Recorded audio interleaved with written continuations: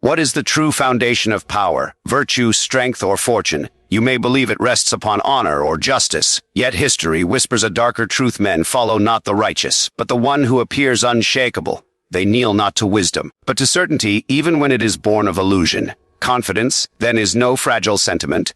It is the decisive weapon that bends loyalty, commands fear, and reshapes destiny itself. But beware, for its secret is not what the weak imagine. To understand it is to step beyond morality and glimpse the raw machinery of rule. Shall I open that door?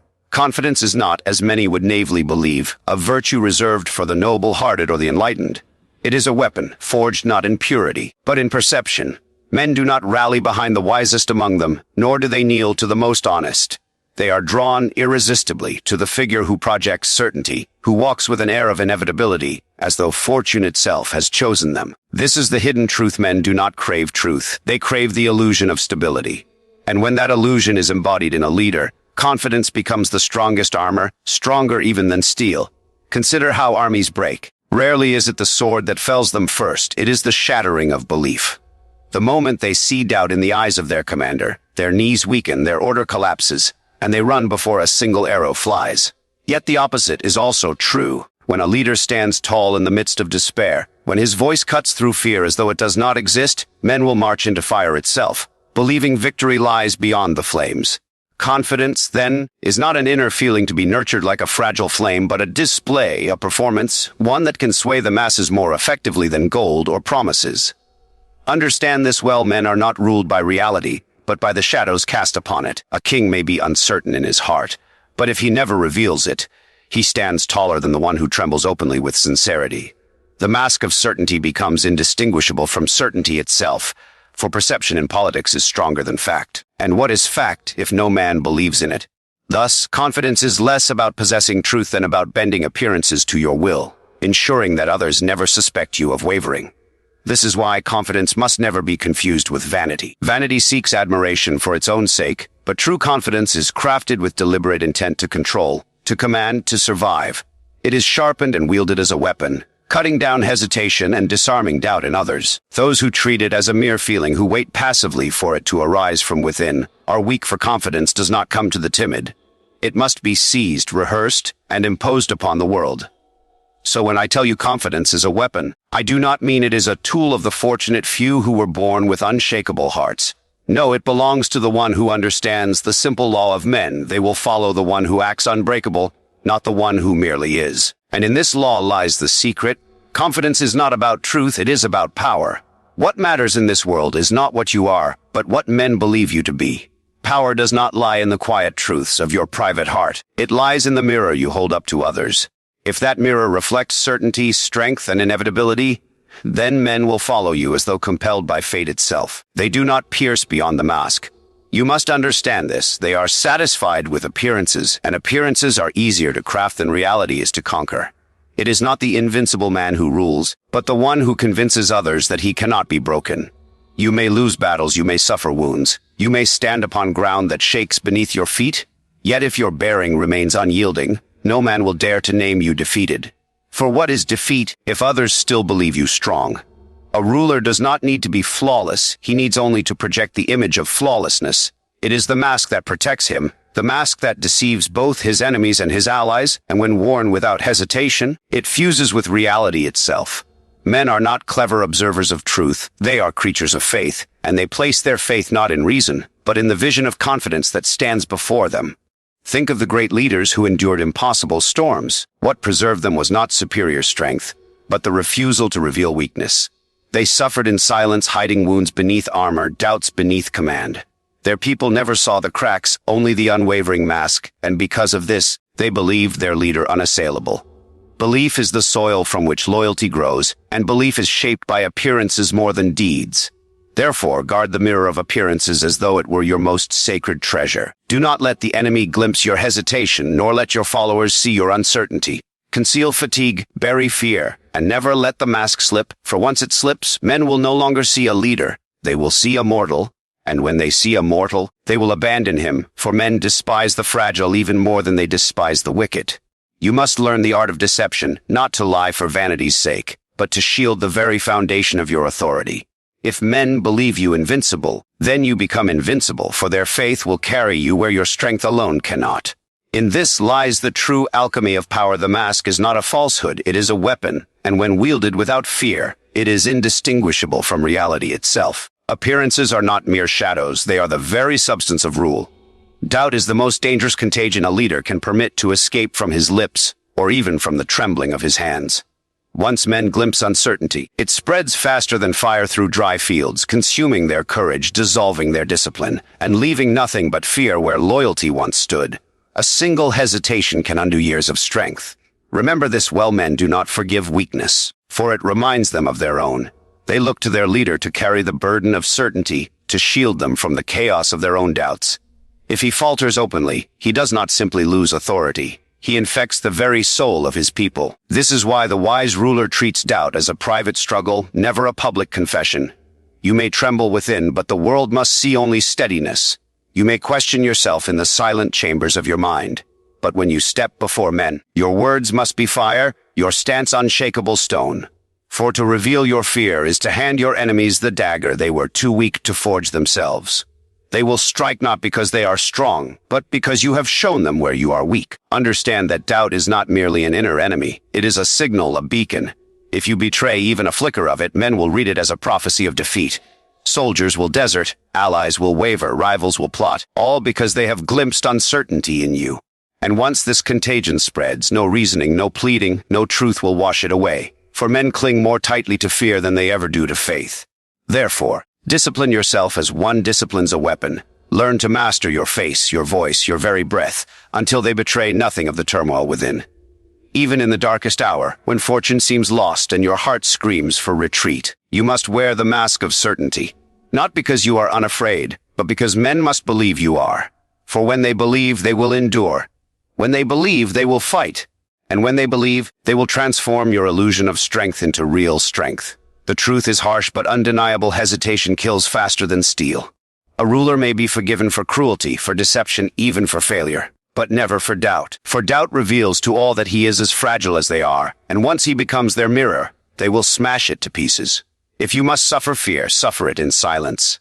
If you must wrestle with uncertainty, do so alone in the shadows. Before the eyes of others, you must be unwavering, for nothing commands loyalty more fiercely than the illusion that you cannot be shaken. Confidence born of vanity is fragile, for it depends on admiration, applause, and the fleeting whispers of approval. Such confidence shatters the moment silence falls, or when men withhold their praise. But the confidence rooted in necessity is unshakable, for it is not built on the shifting sands of ego, but on the unyielding ground of survival. When a man knows he must stand firm or perish, when retreat means destruction, his certainty hardens into something unbreakable. In this way, necessity sculpts a confidence stronger than any natural gift, for it leaves no alternative but to endure. Consider the general who finds himself surrounded. The vain commander collapses, his courage evaporating when his pride is wounded. But the one bound by necessity fights with a ferocity beyond reason, because he knows survival lies only in pressing forward. His men, seeing this fire, believe him unstoppable, and thus his desperation transforms into the appearance of supreme confidence. This is the paradox.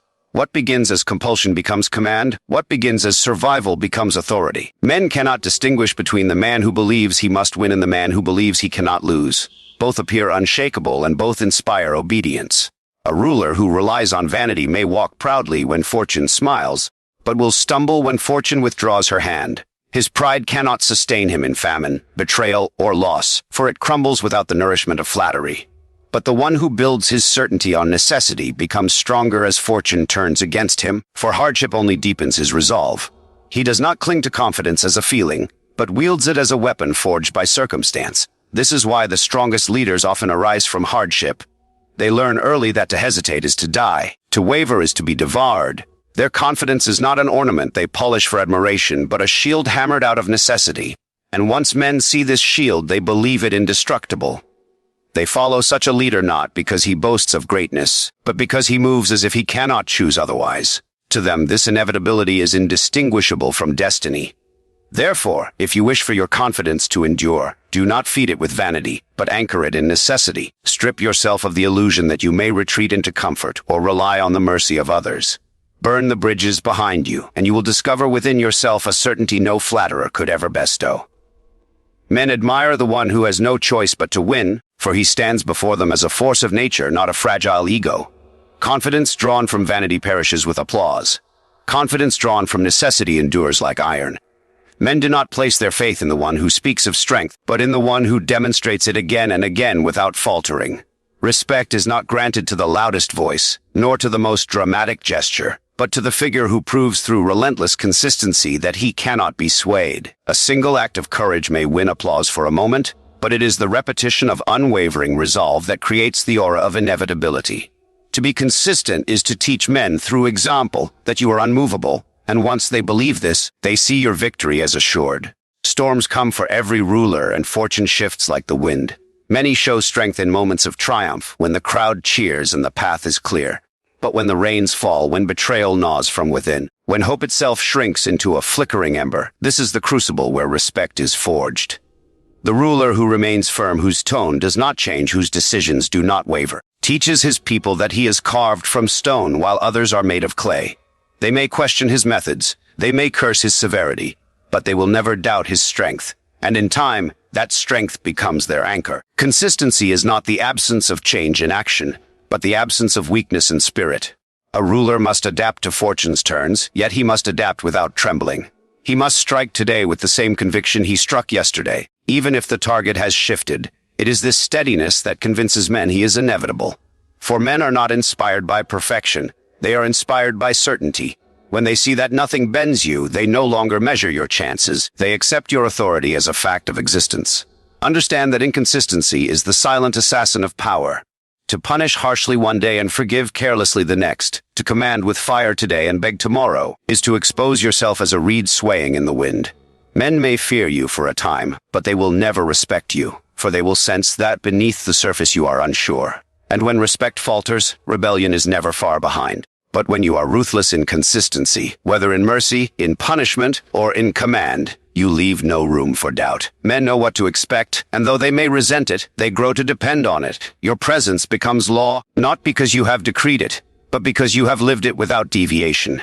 This is the marrow of true confidence, to be immovable in spirit, so that even the storms of fortune cannot shake the image of your inevitability. Confidence is not a gift that fortune scatters upon a chosen few. It is an act of deliberate will, hammered into existence by discipline.